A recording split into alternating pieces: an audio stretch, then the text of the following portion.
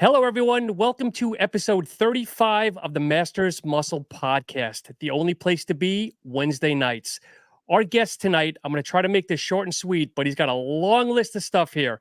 He is an IFBB pro. He's a coach to many, 115 IFBB client pro cards, 3,000, that's right, 3,000 NPC class wins, 22 IFBB pro client wins, in 25 natural pro cards. And I'm sure there's a lot more that he's going to share with us tonight. Vin, what great guy am I talking about? Fakhri. I can't pronounce your last name, so I apologize. Mubarak. Mubarak. So Fakhri and I go back a very long time. And he and I think we first worked together in 2009 in the New York Pro. And I believe I took seventh with you in that. Now that was right after 2009, I think. I can't remember. Or 2010. I don't remember. It was a long time ago. But I know I placed seventh. It was a great experience. And now fast forward going into the Olympia, I wanted to touch base with Fakhri again. And I remember the day Juan, the guy I trained with, also a client of mine, we drove up to Bev's to go meet Fakhri and to train. And after we got done, we went in the back by the boxing ring and stuff. We started talking. And, I was, didn't know what direction I wanted to go in yet. But something very genuine that Fakhri did.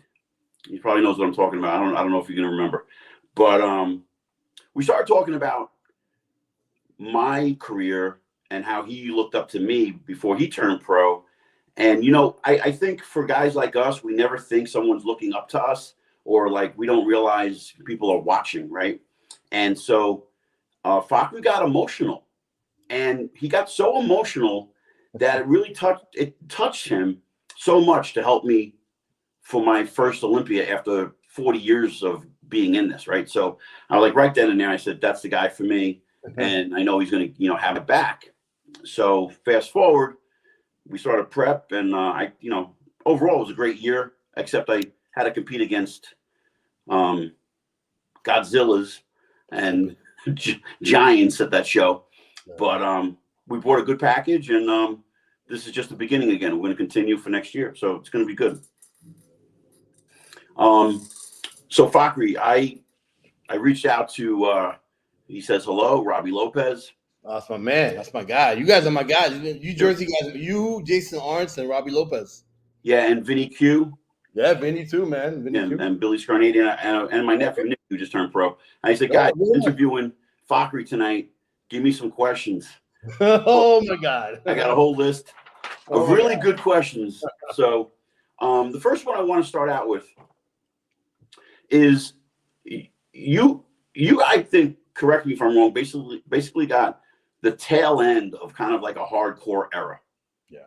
And it was before social media, and it was when guys, if they had a coach or not, people were learning, even women were learning a lot on their own. They were learning nutrition, they were learning training, and they were forced to learn on their own from a magazine, from a friend in the gym, whatever. Not influenced by an abundance of different ideas all day long from people who haven't accomplished anything. So my question to you is, when you start coaching someone who started their careers before social media compared to people who are now today, is one more difficult to coach than the other? Yeah. Well, it's up to the individual, right? So if the individual puts their trust, listen, if you hire a coach, you should put your trust in the coach, right? Especially somebody with experience. But yeah, I could. So my training goes back to, I started training in 1990. I trained with Mike Menza in 91, 92, 93. So I didn't do my first show until 2000. But I consider myself a 90s bodybuilder, right? Because I grew up around that time. I trained kept going to California every summer, every winter. I trained out there a few years, came back to New York, trained the rest of the time. The mentality is different. I started coaching in 2007 officially, made it into a business. But yeah, I mean, the mentality of where the client, you know what it is, man? It's just there's so much stuff going on social media, man. And then they ask questions like, well, this influencer says this influencer says that. I'm like, who cares? Like, who cares what they're saying, right? Like, what you said to yourself, Vinny, like, what have they achieved? So a lot of times, like, you're going back and forth with clients, and they're talking about peptides now, and they're talking about all this crazy shit, man. And I'm like, listen, Hadi's not taking that. Derek is not taking that. Samson's not taking that. Vinny Galenti didn't take that. I didn't take that. So yeah, I mean, that's the big thing nowadays to deal with social media is with other people here. And then they want to implement everything, right? They want to implement A to Z. You can't do A to Z because A to Z is going to kill you, right? So it's like you have to decide what's the right thing to do. Yeah, absolutely. Fakhri, so when you talk, like you just mentioned, that this person's not really taking that much, do people believe you? Because everybody always says, oh, no, it's impossible that this person's only using, 500 milligrams of this and 200 milligrams of that. Nobody seems to believe that. Well, I'll tell you one thing. Me and Vinny started working this year, and we bumped it up a little bit more. And Vinny's been competing since the 80s, man. So that tells you, Vinny's a legend in bodybuilding, and if he became a legend doing what he did, the small amount of dosages that he did, that should tell you something. Myself, my biggest was 286 pounds. I'm 5'5", and not 286 like one day. I carried that weight for like a year. Wow. 270 for a long time, 260 for a long time, and forever 250. After the New York Pro 2009 up to 2017, I was 250 every single day I woke up and over. No, people don't believe it. People just, again, because it's social media, you're hearing these guys talking about trend. Every conversation is about trend nowadays, right?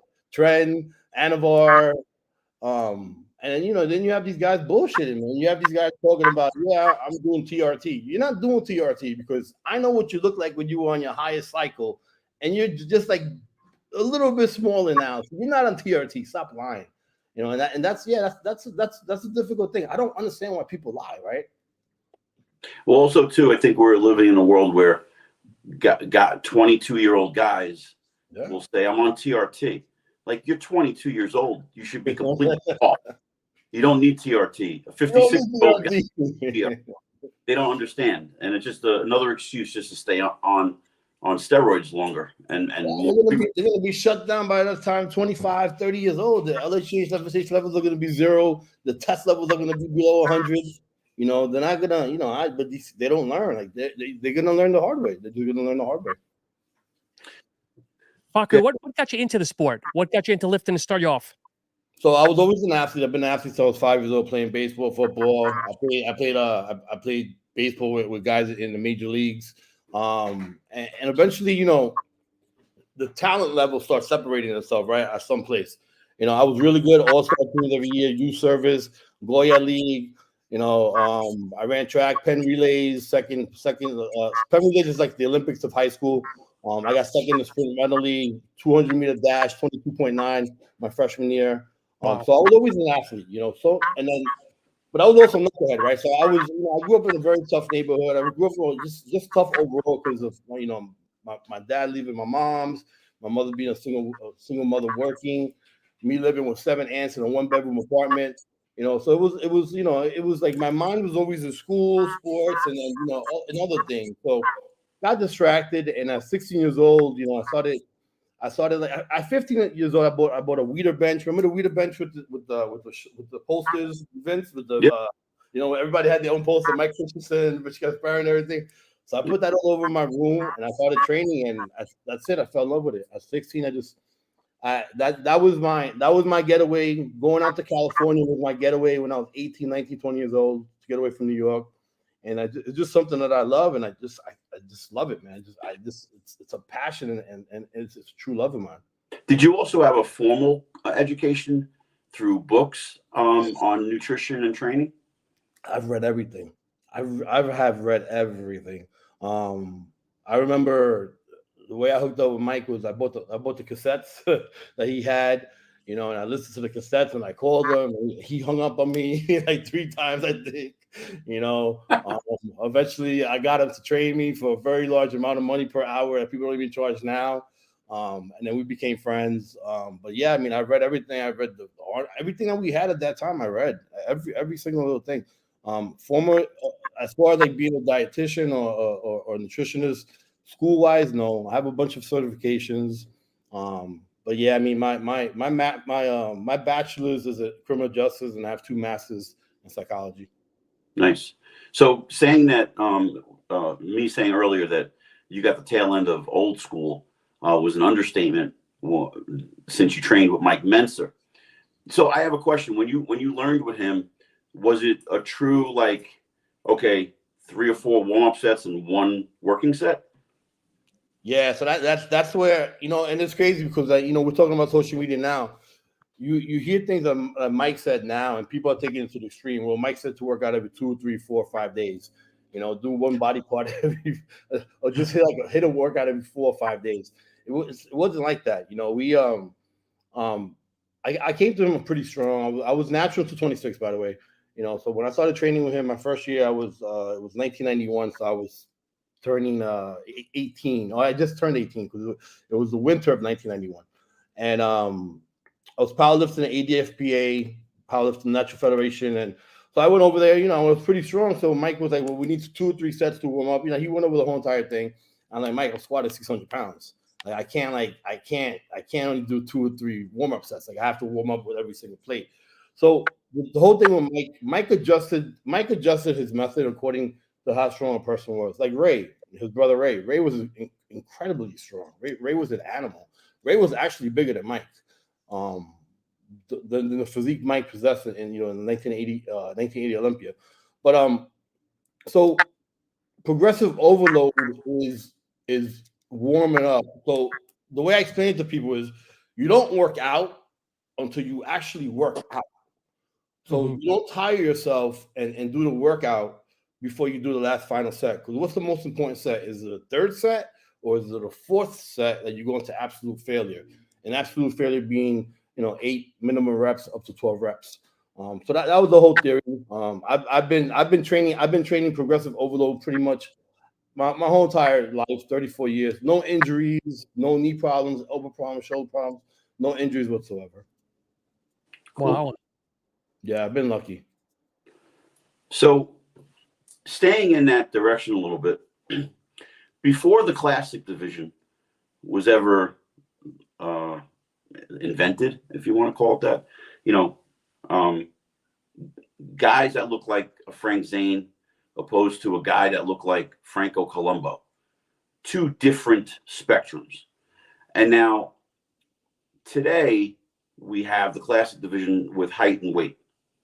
And a lot of guys get into classic, I think, misunderstanding what classic is. 100%.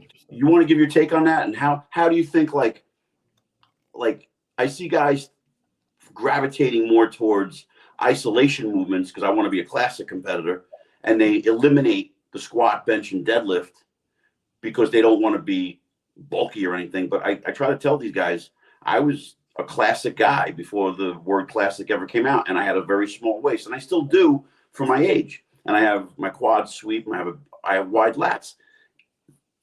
Deadlifting has no bearing on making my waist bigger. It's a fallacy. So what is your take on that, on different training styles? Should guys just train and not worry about a division?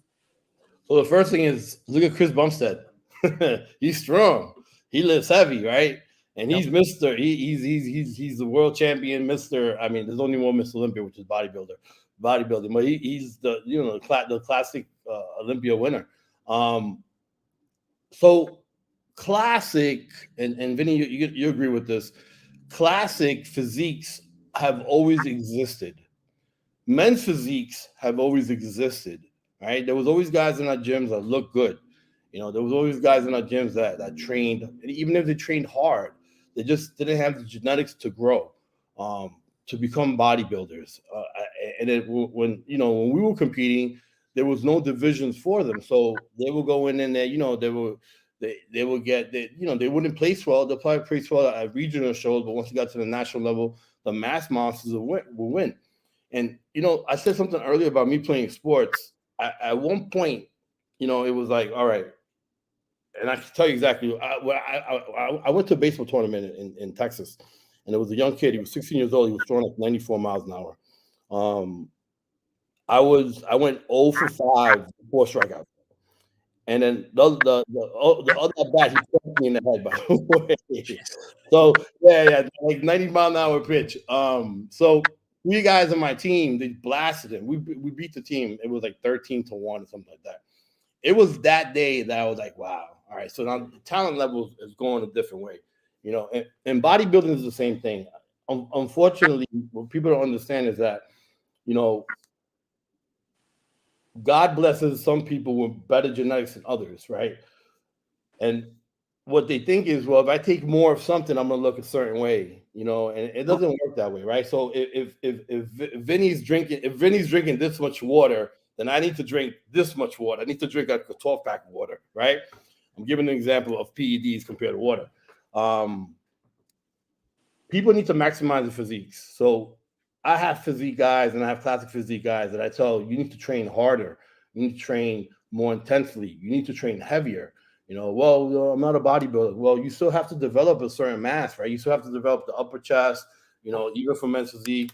You need to have wider shoulders. So to develop wider shoulders, right? More of a shoulder gap. What's more important, a shoulder press or a side lateral cable machine? The shoulder press, right? Because it develops the whole overall shoulder. So if you maximize your muscle structure with a certain amount of weight or just progressive overload, your muscles genetically wise are going to shape themselves the way they're supposed to be shaped. So your waist, if you have a small waist, it's going to stay small unless you abuse it with a bunch of food, abuse it with a bunch of insulin, pushing sugars in there, taking drugs that increase progesterone levels, prolactin levels, stuff like that. It makes the stomach wider, it makes the stomach bigger. But yeah, they need to train harder. I mean, everybody should maximize the way they're training because you're not going to maximize your physique. So the worst thing that's going to happen is you're going to maximize your physique. Then you have to cut back a little bit, right? That's the worst thing that's going to happen. The other side of it is not maximizing your physique and chasing what you should be chasing. And you're going to be creating more exercises. Bench pressing on the floor, squatting on your head. Doing all this crazy stuff people do, right? It's insane, but it's the truth, though. Everybody should be maximizing their physique because the worst thing that could happen is, well, now I could cut back a little bit. What I find, to play off that a little bit, I see a lot of men's physique competitors always making excuses to not train legs hard because they wear the board shorts, and it frustrates me as a competitor who's been in it a long time to try to tell these guys, we believed that the squat was the king of all exercises, right? And it enhanced everything. And I don't want to get a big ass or anything like that. I go, listen, I've never had a big ass, right? And I'm Italian. I don't have a big ass. So, but the squat enables guys to have big, thick backs. It helps their arms grow. And you look at Jeremy Buenda, coming back this year after how many years? 8 years, 7 years. Ryan Terry won this year because of his legs, right? He take 8th place. He looked amazing. But Jeremy has a set of wheels. Yeah. And I saw videos on him, and I was like, "Oh, is this guy going in classic?" Yeah. And he can be classic if he wanted to. I just think that guys are misconstrued with their knowledge, information on how they should train for their category. And really, at the bottom line, the end of the day is everybody's a bodybuilder. Yeah. And to get back to your point, maximize on their potential. 100%. And the reason why Terry won this year is because they increased the size of the shorts, right? The shorts had to be above the knee now. If you look at the top 3 there, did Terry really have the best physique on that stage? I don't personally think so, upper body wise, but he had the most complete physique, especially meeting the criteria that they talked about. That you need to show some legs, and Terry showed the most legs, and he's a really good competitor. one of the best in the world for like the last few years. But this year he actually won it. I think he was showing more legs. Fakhri, when you look at your overall clientele, is there a certain training program that you're seeing more prevalent, whether it's high reps, low reps, more compound movements? Is there a certain style that you're seeing more or you're prescribing more? I'm progressive overload, man. Progressive overload, heavy duty. If you could do compound movements, do the compound movements. If you can't, you hear these guys nowadays, they're 25 years old. I got bad knees and I have a bad back. Bullshit. Like what have you ever done to have a bad knees and bad back? Have you ever played sports? No. Have you ever squatted 700 pounds? No. Bench press, whatever, but deadlift? No. I think for me, again, it's progressive overload, right? Even my bikini competitors, my wellness competitors, I have programs that these wellness girls go hard, man. Have you ever seen these wellness girls train? Yep. They're intense. I think the girls train harder than most guys today. Wow. Yeah. You know what? Wow. I think so. I can't disagree with you, Vinny. I can't disagree with you. Yeah, I see like a lot of guys looking for excuses to skeet out on a lot of types of training, which is the compound, the basic movements, focusing on cable movements more. And I get my balls broke from guys in the gym because I'll post up like on Instagram, like to build the house, you got to use the squat, bench, and deadlift. And when you decorate the house, you use cables. So then when I use cable, they're like, oh, you're decorating the house, you got to build it. I'm like, I got 40 years of building the house. I build and I decorate. I build and I decorate. Right. I go, but you guys never build anything. Right. But when you were a teenager, 20s, 30s, and 40s, you were doing the compound movements, right? Because that's how you build your physique. Shit, I was squatting. I didn't squat like you did. 500 pounds was extremely heavy for me. So I knew my threshold was 405, and I would do sets of 20 with 405. Right. But it's a different. We were doing it for the right reasons, and I'm not saying there's guys today that are not doing it, or competitors, women too, are not doing it for the right reasons. But a large portion of competitors today are doing it just for social media, and it's they're not real competitors to me. Well, you see it though, right? Because you see guys. How many thousands of people have me and you seen come and go? Thousands, right? Like, so like I tell people I've been around 4 generations. I've been around your grandfather, I've been around your father, I've been around your older brother, you, and I'm gonna be here after you, right? And Vinny's gonna be right there with me. But you see guys that they start training and they try to become Instagram celebrities and stuff like that, or they do a couple of shows and they don't do well and they quit, they stop, right? And then they'll ask me if they see me somewhere, oh, you're still doing that little bodybuilding thing? I'm like, yeah. Because I love it. It's what I do. You never loved it. That's why you quit. And I would go as far as saying even some top pros that were top pros really didn't love the sport, right? They started training. They were good at the sport. They were good genetically. They grew. Their body worked well. It just they had the genetics to do it, and they became professional bodybuilders. And now they don't do anything. They don't train. They don't work out. They don't even look like they even lifted a weight. And I think that's not love. I mean, love is something. Love is a forever thing, right? If you love something, you do it forever because it's in your heart. That's it. One of our mutual friends, Bill Scarnetti's asking, because I have comments here on the side here, what bodybuilder did Fakhri admire, or bodybuilders did you admire when you were coming up in the sport? So Dorian was my guy. So let me tell you a quick story, which Vinny's probably going to be embarrassed, right? Vinny was like, Vinny knows what I'm about to say too. I don't know. You don't know? So Vinny was a guy who I saw like in the 80s on TV, ESPN, MSG. I would go to the Jersey gyms to like see Vinny and Rob Lopez and Jason Arndt, like, because at first these were my local heroes, and then Long Island, Jersey, Scalisi and stuff like that. So I remember competing against Vinny in 2003 Nationals. And I'm standing online about to go on stage, and I turn around. I'm like, "Oh shit, you're Vinny Galenti." You remember that? So yeah. Vinny looks at me, goes, "Yeah, man, you look good. Just calm down." Right. So then, right behind him was George Betancourt. I'm like, "And you're George Betancourt, right?" So like, it wasn't I was starstruck, but I was, you know, I was on stage with the guys that I actually watched throughout my years. So my guy was Dorian Yates, because again, you know, he was also a Mike Menzer disciple, you know, and I remember seeing Dorian train. Those black and white pictures were something I was like, oh shit, everybody needs to step up the game after the black and white pictures. But yeah, Dorian, my God. George Betancourt, that's a name I haven't heard. And living in Miami for a while, I think he burned out too quick, too hard, I think. He started young. He was competing. Yeah, he started really young. Yeah, wow. In that 2003 show, how did you place? I placed fourth. So they only called out 3 people in the first call out. It was Chris Drim, which I think at that time was, if you guys even think about this, that was his 12-13 national qualifier. You know, so that's how hard it was to turn pro back then. Yeah. You know, so Chris Drim won, Rock Shabazz was second, and Curtis Bryan was third. So they called those 3 guys out only in the first call out.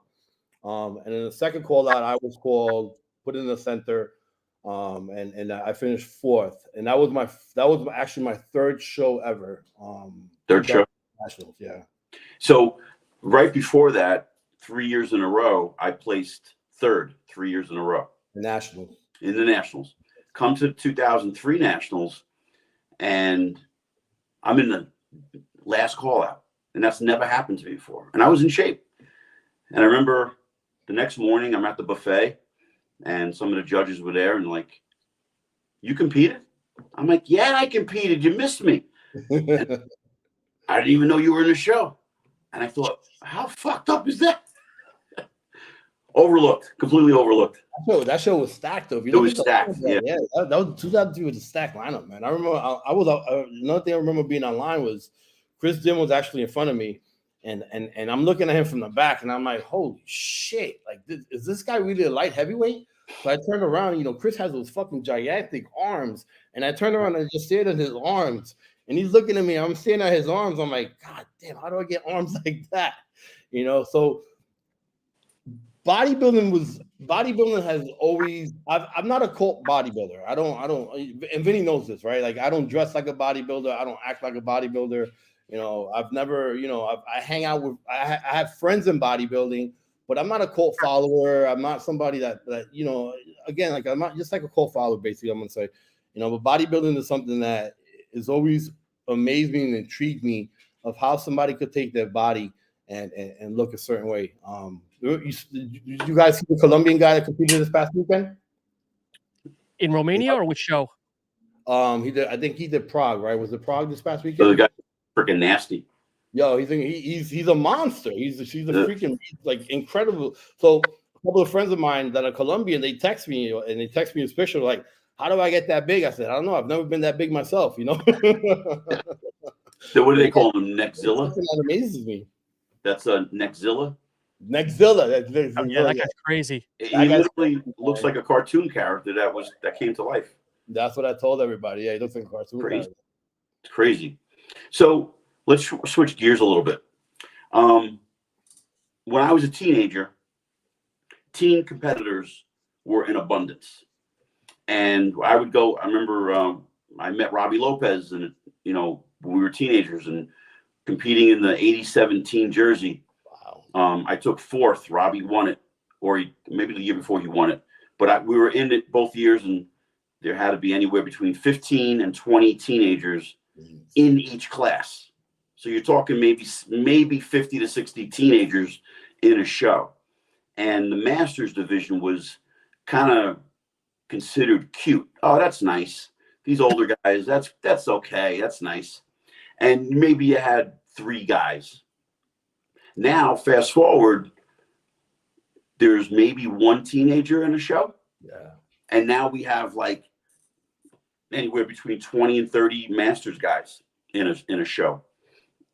Do you think, because now I've experienced it for myself, the protocol from A to Z, from nutrition to training, supplementation,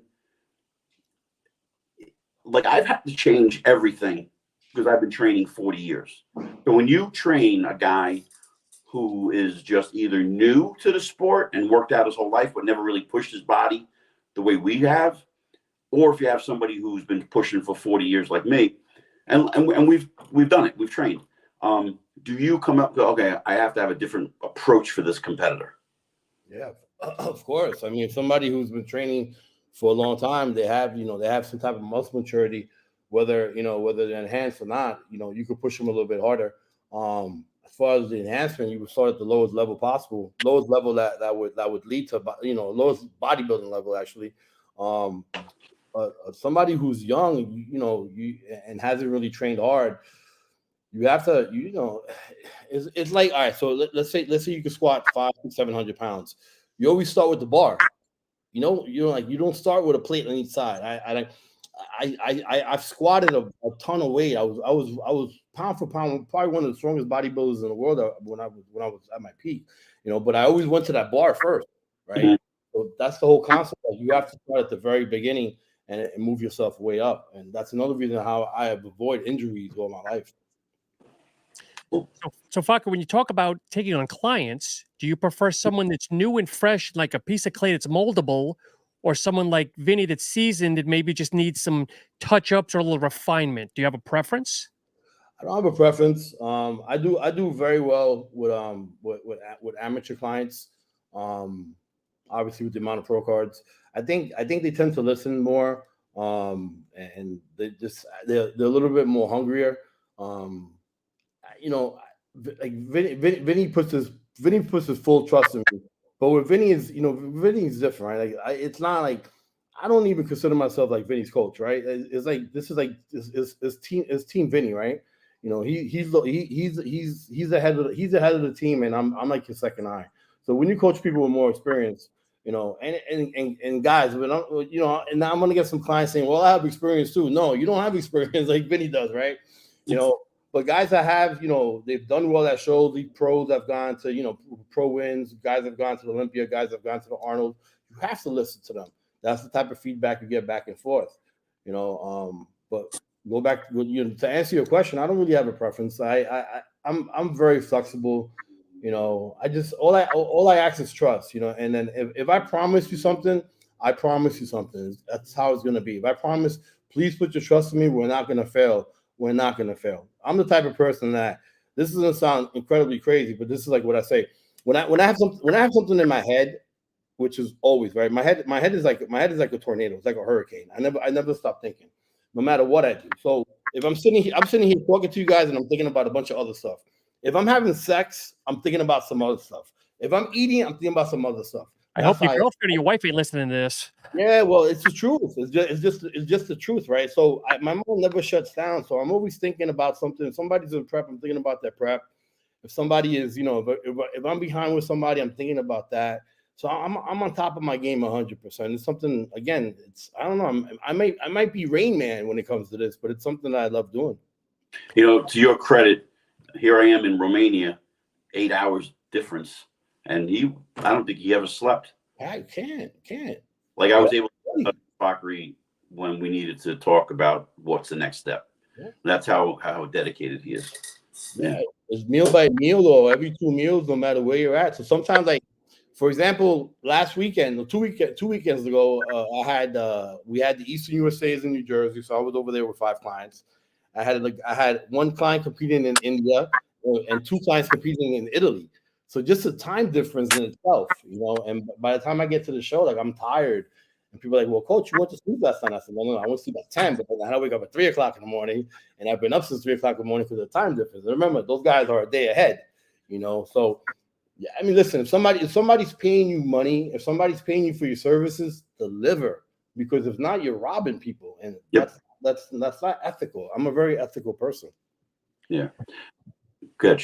Is one type of athlete, because you do both enhanced, I'll use the word enhanced, being respectful here, versus natural, is one easier to work with than the other? It depends on genetics. Like, you have natural competitors that get ripped. When you're in PEDs and enhanced, you could take supplements. Can we talk about things on here? Yeah, of course. Yeah, we're open. Yeah, so some natural competitors will get shredded, right? So then you have other guys that, that they have a slower metabolism. The BMR might not be as fast, again, your T3, T4, T6 levels might be off balance. One will be higher than the other. Like your hormones play a very important part. Your hormones are everything, especially for bodybuilders. But when somebody's enhancing PEDs, well, you know what? We could add 25 micrograms of T3. We could do clen. We could do well, we need more muscle mass. Well, we could bump up the test, bump up the the prima bowling. If it's something that, well, you're already big enough, but we just need to get you fuller. We'll add in we'll add in more primo. Primo increases the protein synthesis at a higher rate that testosterone does, right? So there's certain chemicals that you add in there for specific reasons. It's not just, well, I'm going to do A to Z and we're just going to go all out. But I mean, I would say, of course, enhanced athletes are easier to work with because you could manipulate them a little bit more as opposed to natural competitors. But there's some nasty natural competitors out there. There's guys that you're like, holy shit, you're not natural. But you can tell by the skin. You know how you tell a natural guy? When he does his quarter turn, the thickness between his back and his chest, most natural guys are not that thick. This past weekend, we had Ben Weider's natural IFBB show, NPC Pro-Am in Pittsburgh. And guys were sending me, some of my clients, some of my friends were saying, this guy's not natural. I'm like, yeah, wait until he turns around. And the minute he turns around, or even a physique guy, whatever, he does the turn that way, you could tell by the thickness if they're natural or not. Because the shape of the muscle comes from body fat, right? So if you have elongated chest, and you have certain calves and you have traps and you're shredded, that's going to show from the front. So from the front, you're going to be like, wow, that guy looks fantastic. There's no way he's natural. I had, I never had peaks for my biceps. So there's some natural guys that do have peaks for their biceps. So if you have no body fat, the body fat is going to shrink around, saran wrap around that muscle to show. But when they turn to the side is when you see the difference between a natural competitor and an enhanced competitor. So to play off that a little bit, my first experience around real bodybuilding was 1984. I was training at Billy's gym in Bayonne, New Jersey, and you had John Natashak training for the Nationals, and you had Chuck. So now? No, Chuck Waldron, who was an AAU guy. So at the same time, John's winning the Nationals, Chuck Waldron's winning the AAU, I think World, Universe, all of that. And my first experience hearing about steroids was two schools of thoughts. One came from, do you remember the name Bob Gruskin? Yeah, of course. I know Bob personally. Yeah. So Bob's guys focused on total amount of steroids. So if you took 500 milligrams of test and 200 milligrams of primobolan, that's 700 milligrams in total. And the other guys went more on total doses of each one. And I never knew or understood which one would actually work better. That's why I think, like, when we talk about how safe I was, it was more because I was scared to dive into all of that. And, if you look at my physique, I was 154 pounds 40 years ago, right? And 40 years later, I'm 194 pounds competing. And it's not a lot of weight. It's not a lot of muscle you put on over those years. And you see guys today putting that kind of weight on in 2 years. So what's your thought on those two schools of thoughts? So for people don't know, Bob was Chris Aceto's mentor. He was also Jerry Scalise's trainer, and Bob is probably the first guru of the gurus. I met him once. I had one conversation with him in Top This gym in College Point. So my school of thought is each chemical plays a different role in the body. Test is king, they say, and when it comes to PEDs. But like I said earlier, primobolan increases the protein synthesis at a higher nitrogen rate than testosterone does. So, for example, if you take 1,000 milligrams of test and 1,000 milligrams of primo is going to be more effective as far as putting on the muscle. Test is going to put more size on overall, but primo is going to put on more muscle. But the problem with taking that much primo is primo also has a filtration rate a lot faster in the kidneys, because since you produce synthesizes more protein at a higher nitrogen retention rate, the filtration rate through your kidneys is more advanced. So Primo at a higher dosage is going to cause more kidney damage, right? So you keep Primo at 4 or 500, 3 to 4 500 depending. Masteron, of course, gets you harder. Proviron is the oral form of Masteron, but Masteron has more of an anabolic kick to it, not just androgenic, but more anabolic, not just DHT based. Yeah, I mean, every hormone is different. You just can't say, well, I'm a 600 milligrams of PDs. Well, which ones? 600 total. It wouldn't work that way, because everything you do, especially when you're doing a contest prep or even trying to gain muscle mass, lean muscle mass, everything plays a different role in it. We have a question here. What are your thoughts on Vince Gironda's training philosophies? I know who he is. I'm not too familiar with training though. I'm not sure who he is. Vince Gironda? Yeah. Is that the guy who trains every day? No, he passed away like a long time ago. He was Muhammad Makawi's trainer. Well, Muhammad Makawi is a freaking beast. I can't say nothing about that right now. You're gonna go, Sean? You got a No, question? go ahead. No, so do you? Well, I know what you did with me. So, and how you organized my prep and everything. So tell everybody out there how you go about your protocol of setting everything up in emails and how everything's organized, because you're one of the most organized people I've ever met. Thank you. Yeah, so I work from a blank sheet. I don't do Word docs. I don't do what's that called? Excel? Yeah, Excel, man. I mean, I do Word docs, right? I don't do Excel. That's just what I meant. So anytime you see an Excel diet, you should be very, very wary of it, because as we know how Excel works, you make a change in one column, it changes everything else, right? It's a mathematic cumulative formula to change things. So, for example, if there's an Excel sheet and somebody wants to lower the calories that week, right? They'll just, they'll change a column, and then it'll automatically change the ounces of either the protein, carbohydrate, or fats, whichever calculation they figure on the side, right? People who are in finance will understand Excel more, because we use it for different things that we do for calculating P&L sheets and stuff, like balance sheets and stuff like that. So anytime I see an Excel sheet, I'm very worried about that. I don't think it's taking a coach 15, 20, 30 minutes to do an update. I might be a little bit OCD, so I read my updates like 5-6 times before I even send them. But yeah, so I saw from a blank sheet, and I there's, of course, I have some type of format in there, but it starts by asking the client, well, send me an example of what, like Vinny, send me an example of what you eat, send me an example of your supplements, send me an example of how you're training, your day is, and everything else. And we'll set it up that way. I'll set up meal 1, 2, 3, 4, 5, 6, 7, 8, 9, 10, whatever. Well, not 10 meals. Nobody's 10 meals, right? But depending on how many meals they're eating, post workout, intro workout, vitamins, supplements. I mean, everything's in there. But again, I start from my emails, and my updates are literally, word by word, letter by letter. And I'm so insanely sick that I make sure even the punctuation is correct when I send things. Cool. So let's switch over to the Olympia.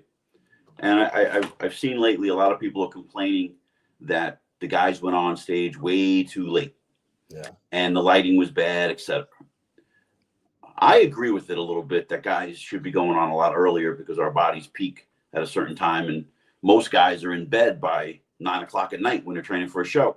And here these top athletes are getting on stage at the Olympia at close to, I think, 10 p.m., 11. Yeah. Do you think that played a big role in a lot of the guys looking a little softer? Yeah, it can be just for the reasons that you just spoke of. I know Chris Aceto was, he spoke about it, and Milo spoke about it. I mean, us as bodybuilders with experience, everybody who I mentioned, we understand that the body does peak earlier. just because we're not awake at that time, right? So, but at that time, our melatonin levels, we have other hormones that are not forming in our body, our sleep hormones, right? One of them being our melatonin levels starts taking effect in our bodies at a certain time. So all that, yeah, 100%. I 100% agree with that. The thing with that is, if you put the men first, that's it. People are going to be gone, right? So they need to keep the stadium full. So it does come out to a business financial situation when you're speaking about that. 100%. But what about if the prejudging for the men were the first, and then the finals could be midnight for them? It's and not go about, all right, we're rejudging this, because it's just unfair. I agree. Yeah, I'm sure they'll fix it. They're smart people, and they're businessmen, so I'm sure they're going to figure it out to make everybody happy. Yeah. And I think next year the Olympia is now going to be in Las Vegas, back to Vegas. Go World. That's cool. Yeah. So what's next for you? What's on the horizon for you? Are you already like planning for competitors for 24? Do you already? Yeah, so this time of the year is usually a slow time of the year. Like, during I think by the beginning of November, most of the shows are done. Unless you have guys at nationals. I have a couple guys competing at the Masters USAs in December. But this is a slow time of the year. So this is usually the time of the year I start doing like other things that I haven't been able to do the whole entire year. Yeah. Exclusive, even like talking to my family members. But by the end of December, beginning of January, we're ready to go. I'm coming out with another supplement company. I actually got the black book is here today. I don't want to say the name of the company yet. Yeah, but but it's gonna be this is gonna be my third supplement company, and I'm pretty excited about it. The first two did very well. The first one got to GNC within 6 months, and then the second one, Factrition, we did very well. But I had to come back to New York and take care of my other businesses, so I had to pretty much end that. But we were distributed in 11 countries, a bunch of stuff. But I'm looking forward to that, and just clients, man, just competing, just coaching, man. That's what I do. So basically, what I do all day is I coach and I trade options. That's my whole entire day. So I know you're saying you can't tell us anything about the product line. Can you say how many products you're going to have? 6 products. Yeah, we're launching. We're launching. Right, cool. We're launching. And how can the viewers get in touch with you? Do you have a website? Yeah, so I'm on. I don't have a website. I had one and I let it go a couple of years ago. But Instagram, Facebook. I'm thinking about putting up a website again. And but basically most of it is Instagram and Facebook, and that's how most people get in touch with me. What's your name on Instagram? Instagram is Fakhri Mubarak Forever IFBB Pro. All right, cool, nice. Yeah. So, Fakhri, before we wind down, Vin, if I could ask one more question here. Yeah. Everybody's a coach nowadays. Sure. Whether you compete, I mean, let's be honest, and not to disrespect you here. What should people look for when they're looking for a coach? What advice would you give, whether it's you or someone that's looking for a coach? I think experience. Experience is the main thing, and experience doesn't mean win one show and become a coach. Experience doesn't mean, well, damn, this guy has really good genetics. So let me follow what he's doing, right? It's also when you start working with somebody, you understand if they're going to pay attention to you or not within like the first week or so. If somebody's not very detailed with you, if somebody doesn't give you a detailed plan, they don't get back to you right away. Vinny, he'll text me if I'm awake, I'm answering. It's 24 hours a day. If I don't sleep much, so I'm answering the phone most of the time. But I just think experience and a resume. It's hard to build a resume as successful as some of the top coaches in the world, because if you really look at the top coaches in the world, and you guys will probably agree with that. The top coaches in the world in 2000 are still the top coaches in the world, right? You still have Hani, you still have George, which doesn't coach anymore, but George, Chad, Chris Aceto, Milos, Neil Hill. You know, so those guys are still on top, and they're on top for a reason, right? I'm like the last face of Mount Rushmore, by the way, so I have to put myself up there. You know? I'm humble, man, but I'm also very competitive. But I think experience with resume is the most important thing as far as coaching. Yeah, absolutely. Got it. Anything else, Vin? No, man. I'm like I said, man. Whatever you guys want to talk about, I'm here. If but I appreciate very much being on the podcast, and we thank you so much for coming. Thank you. I appreciate it. It was a pleasure. And next week, folks, on next Wednesday, we have Scott Applebaum, IFBB Pro, who just scored 4 pro cards. I think at the Nationals. I think Universe. Yeah. As always, folks, thank you so much for tuning into Masters Muscle. Have a great rest of the week and happy Thanksgiving. Have a good night, guys. Happy Thanksgiving. Thank you, Fakhri. Thank you.